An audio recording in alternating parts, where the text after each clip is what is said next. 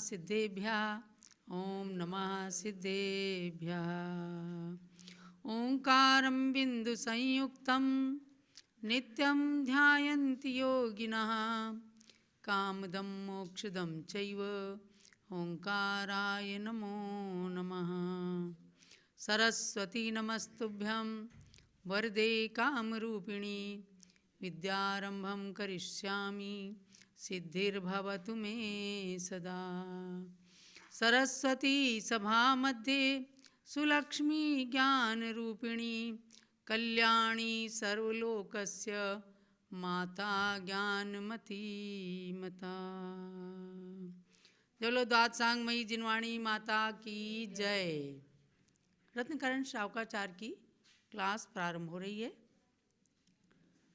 और उसमें आप सबको रत्नों का करंडक अर्थात पिटारा लेकर के जो आचार्य श्री समंतभद्र स्वामी ने रत्नकरण शावकाचार नाम के ग्रंथ के अंदर श्रावक श्राविकाओं के आचार को, आचरण को, चारित्र को, चर्या को, क्रिया को प्रतिपादित किया है, उसी की ओर मैं आपको ले चलती हूँ। बोलो परम पूज्य गणिनी प्रमुख श्री ज्ञानमती माता जी की जय। नमः श्री वर्धमानाय निर्धूत कलिलात्मने सालोकानां त्रिलोकानां यद विद्या दर्पणायते। जिनके ज्ञान के दर्पण में तीनों लोक और अलोक की समस्त द्रव्यों की त्रैकालिक संपूर्ण पर्यायें झलकती हैं, प्रतिक्षण ऐसे वर्धमान भगवान को नमस्कार करके धर्म का लक्षण बताया कि जो संसार के प्राणियों को संसार के दुख से छुड़ाकर उत्तम सुख में पहुंचाए, वह है सच्चा धर्म। और सच्चे धर्म की परिभाषा को बताते हुए सच्चे देव शास्त्र गुरु पर श्रद्धान करना सम्यक दर्शन है और यही सबसे बड़ा धर्म है। इस बात को बताया। सम्यक दर्शन माने समीचीन दृष्टि। आत्मा की समीचीन दृष्टि जब हो जाती है तब व्यक्ति को सम्यक दर्शन की प्राप्ति हो जाती है और ये सम्यक दर्शन चारों ही गतियों में प्राप्त हो सकता है। हम सब मनुष्य गति में हैं और पंचम काल चल रहा है। कहते हैं पंचम काल महादुखदाई। महादुखदाई पंचम काल के अंदर भी सम्यक दर्शन की प्राप्ति दुर्लभ नहीं है। देवशास्त्र गुरु पर श्रद्धान किया हमने, समझो हमारी दृष्टि समीचीन बन गई और हम सम्यक दृष्टि बन गए। आज भी भव्यत्व की पहचान के लिए सम्मेद शिखर की वंदना बताई गई है कि आपने एक बार यदि सम्मेद शिखर की वंदना कर ली तो समझो एक बार बंदे जो कोई ताई नरक पशु गति नहीं होई। नरक और पशु गति उनको नहीं होती है और वे भव्य हैं, एक ना एक दिन मोक्ष अवश्य जाएंगे, इस बात का टिकट मिल जाता है। तो इस सम्यक दर्शन को और भी ज़्यादा दृढ़, निर्दोष, पवित्र, विशुद्ध बनाने के लिए 8 अंगों की बात कही गई कि निशंकित, निकांक्षित आदि अंगों का पालन करके सम्यक दर्शन एकदम विशुद्ध हो जाता है। तो महानुभाव, आपने 20 श्लोकों के माध्यम से सम्यक दर्शन की पूरी बात जान ली है और कल मैंने आपको निशंकित अंग के अंदर प्रसिद्ध अंजन चोर की कहानी भी बताई थी कि अंजन से निरंजन वह कैसे बना। कहाँ तो चोरों का सरदार और कहाँ जिनेंद्र भगवान की वाणी पर महामंत्र नमोकार पर श्रद्धान करके और उसने जो आकाशगामिनी विद्या सिद्ध की, पुनः मुनि दीक्षा लेकर और वह अंजन से निरंजन बन गया। आज मैं आपको निकांक्षित अंग की कहानी की ओर ले चलूंगी क्योंकि 19वें श्लोक में कहा ततोनंत मति स्मृता, अर्थात निशंकित अंग के पश्चात सम्यक दर्शन का जो दूसरा अंग है निकांक्षित अंग। निकांक्षित अंग के पालन करने में अनंतमती नाम की कन्या, सती अनंतमती नाम की कन्या का बहुत सुंदर उदाहरण दिया है, तो इसकी कथा पर भी आपको ले चलूँगी। एक श्लोक करवा करके 21 नंबर का श्लोक पढ़ेंगे। नांगहीन मलम छेतुम दर्शनम जन्म संततिम नहीं मंत्रोक्षरन्यूनो निहंति विषवेदनाम। इन 8 अंग में एक अंग भी कम हो यदि तो वह सम्यक भव संतति का छेदन करने में नहीं समर्थ हो सकता सच। एक अक्षर से भी न्यून मंत्र क्या विष की व्यथा मिटा सकता। अतएव अंग वस पूर्ण करो तब दर्शन मुक्ति दिला सकता। एक एक अंग की इतनी महत्ता है। देखो, शरीर के अंदर यदि एक आंख खराब हो जाए तो भी अंग उपांग से हीन हो जाते हैं, और हाथ पैर कोई बेकार हो जाए तो व्यक्ति क्या कहलाता है, लूला लंगड़ा बन जाता है। ऐसे ही बताया कि सम्यक दर्शन का यदि कोई अंग कम हो जाए तो न अंगहीन मलम छेतुम, एक अंग से हीन भी सम्यक दर्शन जन्म संततिम न छेतुम, जन्म की संतति को, जन्म मरण की संतति को नष्ट करने में समर्थ नहीं है। अर्थात सम्यक दर्शन को मोक्ष महल की सीढ़ी बताया है, प्रथम सीढ़ी। तो अगर उसमें एक अंग भी कम हुआ तो वो समझो मोक्ष मार्ग में नहीं चल पाएगा, और उसे जन्म मरण की परंपरा नष्ट करने में अभी बहुत देर लगेगी। न छेतुम माने छेदन करने में वो समर्थ नहीं हो सकता। नहीं मंत्रोक्षरन न्यूनो, जैसे मंत्र में यदि एक अक्षर भी न्यून हो जाए माने कम हो जाए तो विष वेदनाम न निहंती, विष की वेदना को वो दूर नहीं कर सकता। विष की वेदना को बिच्छू के विष, सांप के विष, इनको दूर करने के लिए बड़े बड़े मंत्र हुआ करते थे, और मंत्रवादियों को बुला करके पहले लोग विष की वेदना को दूर किया करते थे। परंतु अगर एक भी अक्षर उसके अंदर कम हो जाए तो समझो वो विष की वेदना भी नहीं दूर कर सकते, और वो मंत्र जिस कार्य के लिए सिद्ध किए जाते वो कार्य भी कभी सिद्ध नहीं हो सकता। आपने पुष्पदंत भूत बलि की कहानी भी सुनी है कि जिनको आचार्य श्री धरसेन स्वामी ने योग्य बनाने के लिए उनकी परीक्षा की जब, तो दोनों को मंत्र दिया था। एक मंत्र में एक अक्षर कम था और एक मंत्र में एक अक्षर ज़्यादा था। तो कम मंत्र वाले, कम अक्षर वाले मंत्र की जब सिद्धि की गई तो उसमें कानी देवी आ गई, एक आंख से रहित, और जिसमें ज़्यादा अक्षर था उसमें लंबे लंबे दांत वाली देवी आ गई। तब उन्होंने अपने ज्ञान से जान लिया, पुष्पदंत भूत बलि मुनिराज ने, कि ऐसे ऐसे मंत्र में अक्षर की कमी है। तो एक में से अक्षर निकाला और एक में अक्षर जोड़ा। तब आचार्य देव ने उनकी योग्यता को परख लिया।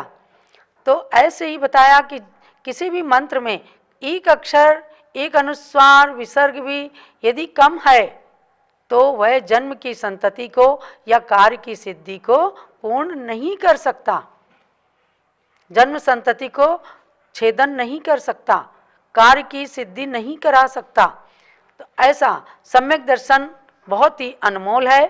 अर्थात 8 अंगों में से यदि एक अंग भी ना हो तो वह सम्यक दर्शन संसार की परंपरा का नाश करने में समर्थ नहीं हो सकता, क्योंकि एक अक्षर से न्यून मंत्र क्या विष की वेदना को दूर कर सकता है? नहीं कर सकता। अतः इन 8 अंगों के पूर्ण होते ही सम्यक दर्शन मुक्ति को प्राप्त कराने के योग्य हो जाता है। इसलिए 8 अंगों के महत्व को, इनके लक्षण को जान करके और पूरी तरह से, यानी जब परिपूर्ण श्रद्धान हो जाएगा और सम्यक दर्शन एकदम निर्मल हो जाएगा, या यूं समझिए कि अंगों का पालन होने लगेगा तो सम्यक दर्शन निर्मल हो जाएगा, या दूसरे अर्थों में यूं समझिए कि सम्यक दर्शन निर्मल हो गया तो अपने आप ये अंग पालन हो ही जाएंगे। कोई भोगों की आकांक्षा नहीं, कोई जिनेंद्र भगवान के वचनों में शंका नहीं करेगा। तो निशंकित अंग में अंजन चोर की कहानी सुनी। अब निकांक्षित अंग के अंदर आपको अनंतमती कन्या की कहानी को जानना है, जो अयोध्या नगरी से ही संबंधित है। अयोध्या नगरी में ही एक बार चंपापुर की एक कन्या विद्याधर के द्वारा जब हरण की गई तो वह कन्या कई लोगों से बचती बचाती बेचारी अपने शील की रक्षा करते हुए अयोध्या नगरी में आई। तो यहाँ एक आरिका माता जी ने उसे एक श्राविका की तरह से अपने संग में रख लिया। संग में बहुत शांतिपूर्वक रहती थी और उसने अपना अभिप्राय भी माता जी को बता दिया कि मुझे विवाह नहीं करना है। मैंने छोटी सी उम्र के अंदर संसार की असारता को खूब अच्छी तरह देख लिया। तो क्या हुआ कि एक दिन अयोध्या नगरी के अंदर एक श्रेष्ठी के यहाँ चौका लगा और बहुत सुंदर चौक पूर्ति थी अनंतमती। तो उस श्रावक ने उसे चौक पूरने के लिए बुलाया। चौक बना करके वो कन्या अपनी माता जी के पास आ गई, आरिका माता जी के पास। इधर क्या होता है कि चंपापुर नगरी से अपनी पुत्री को ढूंढते ढूंढते और उसके वियोग का शोक भुलाने के लिए वह कन्या के पिता भी अयोध्या अकस्मात आ जाते हैं और उन्हीं श्रेष्ठी के यहाँ वे रुक जाते हैं। जब एकदम उन्होंने घर के आगे पड़गहन के लिए तैयार हुए श्रावक श्राविकाओं के घर के आगे चौक देखा, एकदम स्ट्राइक किया उनको और एकदम देख करके आश्चर्यचकित हुए और उनके मुख से निकला कि मेरी कन्या ऐसा चौक पूरा करती थी, आपने ये किससे चौक पुरवाया है, किसने ये चौक पूरा है? तो श्रेष्ठी ने बताया कि यहाँ पर एक हारिका माता जी हैं, उनके पास एक कन्या रहती है, तो उससे मिलन हुआ।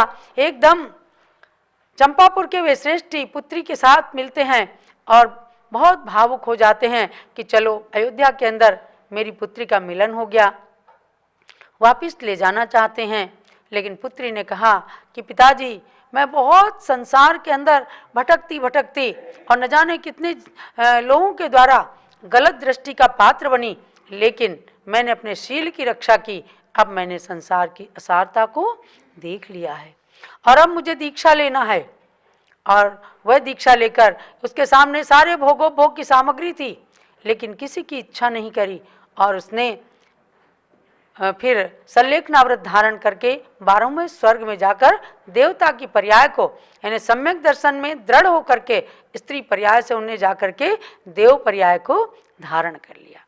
तो देखो ऐसी अनंतमती की दृढ़ता देख करके, भोगों के प्रति आकांक्षा नहीं थी जिसकी, ऐसी उस कन्या को निकांक्षित अंग में उन्होंने स्थान दे दिया, नाम दे दिया। कन्या चली गई, संसार से चली गई, लेकिन लिखा हुआ शब्द युगान युग के लिए हो गया। ऐसी कन्या के प्रति हम सब भी भाव बनाएं कि ऐसी दृढ़ता हमारे अंदर भी आए। एक काव्य के माध्यम से उस कन्या के कथानक बुक को भी हमने लिखा है। सम्यक दर्शन के निकांक्षित अंग की कथा सुनाऊं, अनंत मति के गुण गाऊं, अनंत मति के गुण गाऊं। चंपापुर में सेठ प्रियदत्त अंगवती सेठानी संग रहते थे हो, अनंत मति पुत्री के संग धर्म ध्यान में वे मग्न रहते थे हो। अष्टानिका में ब्रह्मचर्य व्रत पालन कथा सुनाऊं, अनंत मति के गुण गाऊं, अनंत मति के।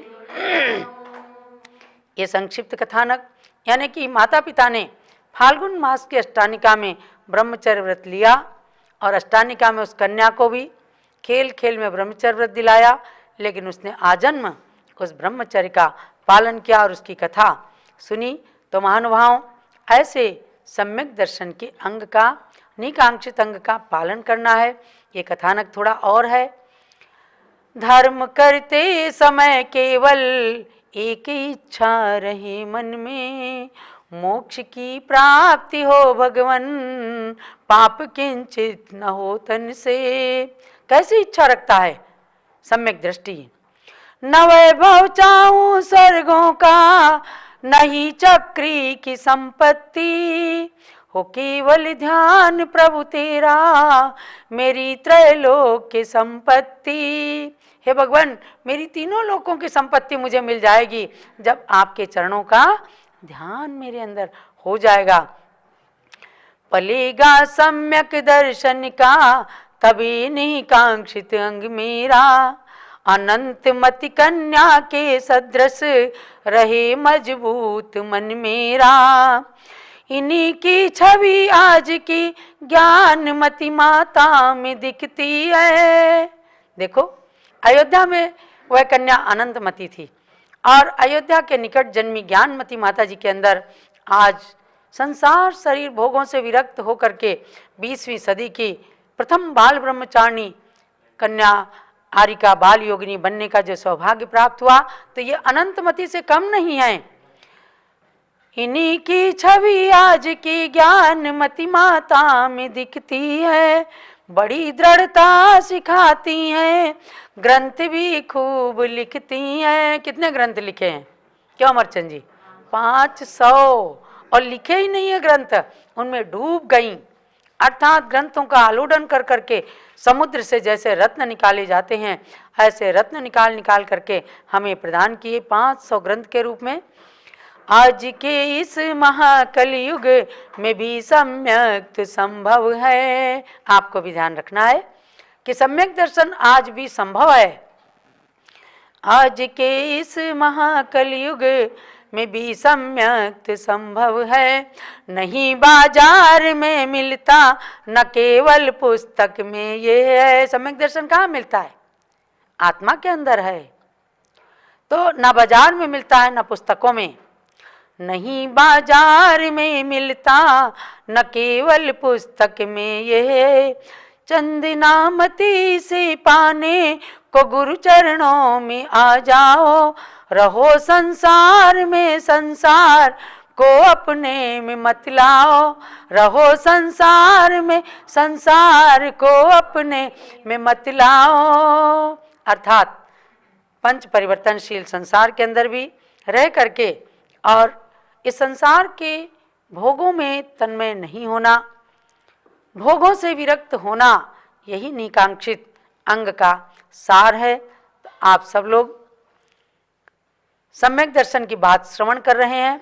एक एक श्लोक में आगे ले चलूंगी और एक एक अंग में प्रसिद्ध उन महापुरुषों के कथानक को भी आप जानते रहेंगे।